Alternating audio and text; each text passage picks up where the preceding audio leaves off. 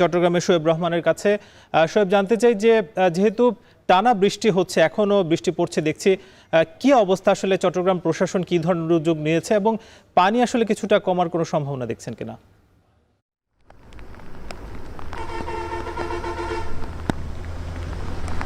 সাকিব, আপনি নিশ্চয়ই দেখতে পাচ্ছেন যে তুমুল বৃষ্টি হচ্ছে এবং এই বৃষ্টিপাতের কারণে বন্যা পরিস্থিতির কোনো উন্নতি হয়নি এখন পর্যন্ত। গতকাল একদিন বৃষ্টিপাত কম হওয়ার কারণে বিভিন্ন জায়গাতে পানি কিছুটা কমেছে, বিভিন্ন জায়গাতে সীমিত পরিসরে আশ্রয়কেন্দ্র থেকে মানুষ নিজ নিজ ঘরবাড়িতে চলে এসেছে, ফিরে এসেছে, কিন্তু বেশিরভাগ এলাকাতেই কিন্তু এখনও পানিতে নিমজ্জিত রয়েছে এবং সেখানে বন্যা পরিস্থিতির কোনো উন্নতি হয়নি। এবং বন্যা পরিস্থিতির উন্নতি না হওয়ার কারণে কিন্তু স্বাভাবিকভাবে ত্রাণ তৎপরতা বিঘ্নিত হচ্ছে এবং একই সাথে অন্যান্য যে দৈনন্দিন কার্যক্রম সেগুলো কিন্তু বিঘ্নিত হচ্ছে। এবং এখন পর্যন্ত আমরা যেটুকু খবর পেয়েছি যে চট্টগ্রামের আনোয়ারা, সাতকানিয়া, বাঁশখালী এই উপজেলাগুলো সবচেয়ে বেশি ক্ষতিগ্রস্ত হয়েছে এবং এখানকার অনেক দুর্গম এলাকাতে এখন পর্যন্ত কিন্তু ত্রাণ পৌঁছানো সম্ভব হয়নি, যে কারণে সাধারণ মানুষ যারা বন্যা কবলিত পানিবন্দী অবস্থায় জীবনযাপন করছেন তারা কিন্তু দুর্বিষহ যন্ত্রণার মধ্য দিয়ে দিনাতিপাত করছেন। এবং এই এলাকাগুলোতে শুধুমাত্র যে মানুষ কষ্টে রয়েছেন তাই নয়, এর মধ্যে হতাহতের ঘটনাও ঘটেছে চট্টগ্রামে। এখন পর্যন্ত চট্টগ্রাম বিভাগে আমরা যেটুকু জানতে পেরেছি যে স্বাস্থ্য বিভাগের তথ্য মতে 44 জনের প্রাণহানির ঘটনা কিন্তু ঘটেছে চট্টগ্রামে। এর পাশাপাশি চট্টগ্রামের বাসাবাড়ি ক্ষতিগ্রস্ত হয়েছে, ফসলি জমির ক্ষতিগ্রস্ত হয়েছে, মাছের ঘের, পুকুর, জলাশয় থেকে মাছ বেরিয়ে গেছে।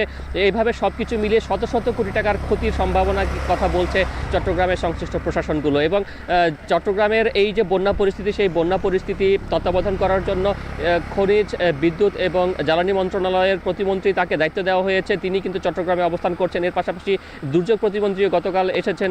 কিন্তু চট্টগ্রামের যে বন্যা পরিস্থিতির যে যারা বন্যায় আক্রান্ত হয়েছেন বা পানিবন্দী অবস্থায় রয়েছেন তারা বলছেন যে প্রশাসনের যে সহায়তা সেটি এখনও পর্যাপ্ত নয়। বহু দুর্গম এলাকাতে এখনও প্রশাসনের সহায়তা পৌঁছেনি।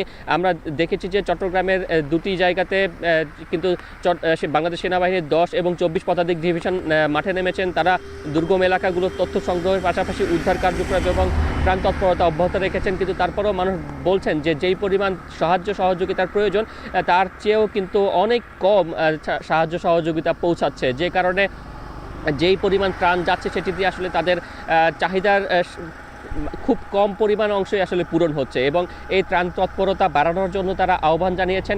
এবং কিছুক্ষণ আগে চট্টগ্রামে যে আনোয়ারার গহিরা, রায়পুর, দোভাষী বাজার রয়েছে সেই এলাকাতে কয়েকদিন ধরে যে সকল পানিবন্দী পরিবার রয়েছেন তাদের মধ্যে এনসিপির পক্ষ থেকে ত্রাণ বিতরণ করেছেন এনসিপির আহ্বায়ক নাহিদ ইসলাম এবং সেই সাথে সংসদ সদস্য এবং এনসিপির দক্ষিণাঞ্চলের মুখ্য সংগঠক হাসনাত আবদুল্লাহ।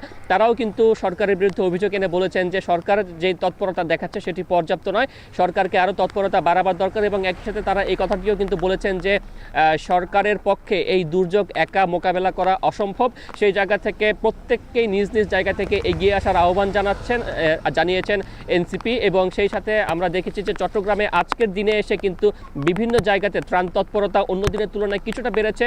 সামাজিক সংগঠন, রাজনৈতিক সংগঠনগুলো কিন্তু দক্ষিণ চট্টগ্রামমুখী হয়েছেন এবং সেই সকল জায়গাতে তারা কিন্তু নিজ নিজ সামর্থ্য অনুযায়ী ত্রাণ নিয়ে যাচ্ছেন। সাকিব, চট্টগ্রামের পর আমরা যেতে চাই সুনামগঞ্জে লিপসন আহমেদের কাছে। লিপসন, জানাবেন যেহেতু পাহাড়ির ঢল আসলে বাড়ছে, সেক্ষেত্রে কর্তৃপক্ষের কি ধরনের উদ্যোগ রয়েছে?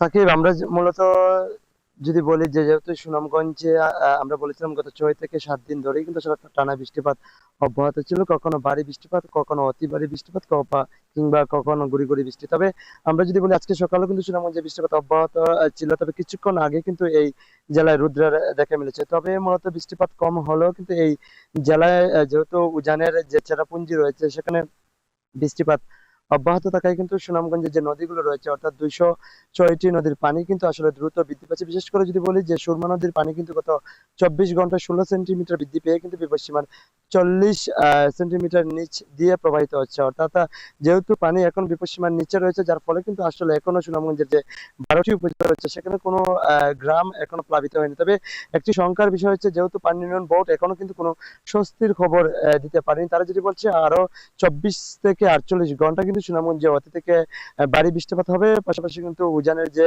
মেঘালয় রয়েছে সেখানে বৃষ্টিপাতের পূর্বাভাস থাকায় কিন্তু যেহেতু পাহাড়ি ঢল নামবে, এতে কিন্তু এই অঞ্চলে একদিকে যেমন নদীর পানি পাবে, অন্যদিকে কিন্তু আসলে এই অঞ্চলের যে একদম দুর্গম উপজেলাগুলো রয়েছে সেগুলোর যে বসত ভিটা রয়েছে সেগুলো আসলে প্লাবিত হবে। বিশেষ করে আমরা যদি বলি, আমরা কিছুক্ষণ আগে কিন্তু বেশ কয়েকটি উপজেলার খবর নিয়েছি। বিশেষ করে তাইপুর উপজেলা কিন্তু আসলে মূলত যে সড়কটি ডুবে গিয়েছিল সেটি কিন্তু আসলে ইতিমধ্যে আহ ডুবে গিয়েছিল, সেটি কিন্তু আসলে ইতিমধ্যে আসলে মূলত আমরা যদি বলি সেটি আসলে বেশি উঠেছে। তবে সব মিলিয়ে বলা যায়, যেহেতু পানি উন্নয়ন বোর্ড বলছে আরো বৃষ্টিপাত সংখ্যা রয়েছে, যার ফলে কিন্তু এই জেলায় এখনো বন্যার যে সংখ্যা সেটি কাটেনি। তো এই ছিল সুনামগঞ্জ থেকে সর্বশেষ পরিস্থিতি।